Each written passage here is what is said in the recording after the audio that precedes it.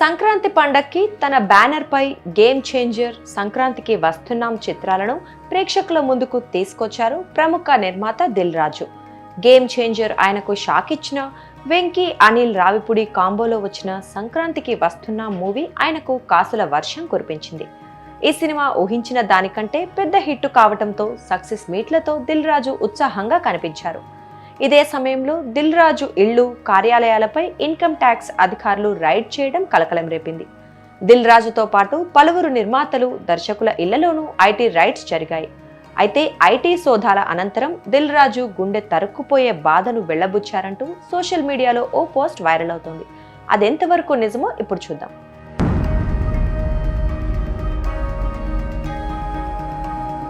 దిల్ రాజు గుండె తరిగిపోయే బాధని వెళ్లబుచ్చారు. మెగా హీరోలతో ఇక సినిమాలు చెయ్యను. రామ్ చరణ్ నా నెక్స్ట్ సినిమాకి మీరు ప్రొడ్యూస్ చేయండి, నాకు సగం రెమ్యునరేషన్ ఇచ్చినా పర్లేదు అని అన్నారు. కానీ నేను చేయలేను అని చెప్పాను. నిన్న జరిగిన ఐటీ అధికారులు సోదాల్లో కేవలం 20 లక్షలు మాత్రమే దొరికాయి. నా దగ్గర ఏమీ మిగల్లేదు, మొత్తం వాళ్లే తీసుకున్నారు. ఆ హీరోతో సినిమా చేయటం నా కర్మ అంటూ సౌత్ డిజిటల్ మీడియా అనే ఎక్స్ హ్యాండిల్ను జనవరి 25న ఓ పోస్ట్ చేశారు.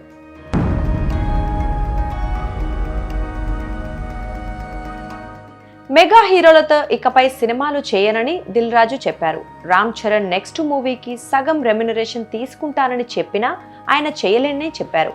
ఆ హీరోతో సినిమా చేయటం నా కర్మ అనే ప్రచారం నిజమేనా అని తెలుసుకోవటానికి సజగ్ టీం దర్యాప్తు చేపట్టింది. ఇందుకోసం గూగుల్లో దిల్ రాజు అని సెర్చ్ చేయగా ఐటీ దాడుల విషయమై వివరణ ఇచ్చేందుకు శనివారం హైదరాబాద్లో ఆయన ప్రెస్ మీట్ నిర్వహించినట్లు సజగ్ టీం గుర్తించింది.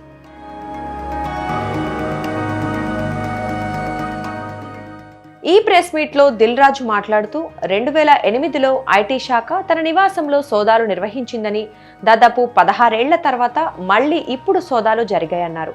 తమ నివాసాలు, ఆఫీసుల్లో 4 రోజుల పాటు ఐటీ సోదాలు జరిగాయన్న దిల్ రాజు తమ దగ్గర ఇంత డబ్బు దొరికింది, డాక్యుమెంట్లు లభించాయని,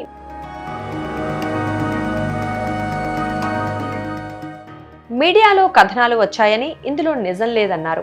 తమ ఇంట్లో అందరి దగ్గర కలిపి 20 లక్షల లోపే నగదు ఉందన్నారు. గత 5 ఏళ్లుగా తాము ఎక్కడా ఆస్తులు కొనటం, పెట్టుబడులు పెట్టడం చేయలేదన్నారు.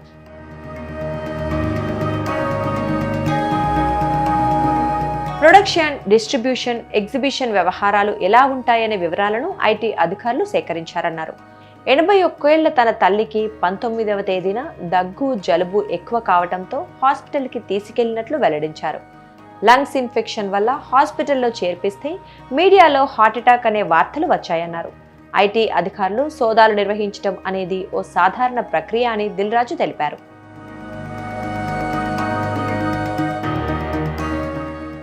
సినిమాలకు టిక్కెట్లు 90% ఆన్లైన్లో బుక్ చేసుకుంటుంటే ఇండస్ట్రీలో బ్లాక్ మనీ ఎక్కడుందని దిల్ రాజు ప్రశ్నించారు. ఫిబ్రవరి 3వ తేదీన తాను మళ్లీ వెళ్లి ఐటీ అధికారులను కలుస్తానని, ఈలోగా ఆడిటర్ వెళ్లి మాట్లాడతారన్నారు.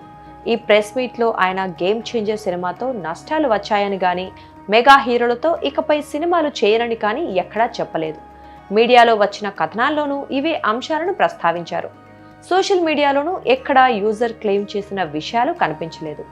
మరోవైపు రామ్ చరణ్ తన తదుపరి చిత్రాన్ని దర్శకుడు బుచ్చిబాబుతో తీస్తుండగా, ఆ తర్వాత సుకుమార్ డైరెక్షన్లో మరో సినిమాలో నటించనున్నారు. దీన్ని బట్టి దిల్ రాజు గుండె తరిగిపోయే బాధ వెళ్లగక్కాడంటూ చేసిన పోస్ట్ తప్పని నిర్ధారించటమైంది.